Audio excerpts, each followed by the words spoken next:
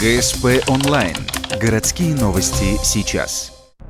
Нешуточная драма разыгралась в квартире одного из домов по улице Октябрьской. Хотя начиналось все как история любви. 41-летний мужчина и женщина 52 лет встретились в Центре социальной адаптации, известной в народе как «Ночлежка». Вскоре стали жить вместе, но неожиданно для себя дама поняла – попала в любовный треугольник. Ее новоиспеченный муж оказался неравнодушен к своей бывшей сожительнице. Чтобы прояснить ситуацию, импульсивная ухтинка пригласила соперницу в квартиру, где проживала. За рюмкой горячительного женщины начали беседу, к которой позже подключился их мужчина.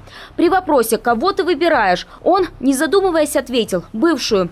Нынешняя эта информация не вынесла и схватилась за нож. Умышленно на почве ревности нанесла не менее одного удара в грудную клетку потерпевшей 1976 года рождения, в результате чего последняя через непродолжительное время скончалась на месте происшествия. Причиной смерти послужила массивная кровопотеря в результате ранения сердца.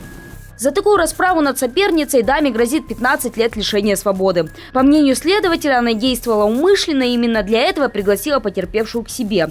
К сроку прибавится и почти 2 года за ранее непогашенную судимость. Фигурантка дела освободилась в январе 2017-го. К слову, за ее плечами уже 2 срока – за тяжкие телесные убийства. Предыдущей жертвой был ее сожитель. Впрочем, ее нынешнему мужчине тоже грозил такой конец. За полгода отношений женщина 2 раза нападала на него с ножом.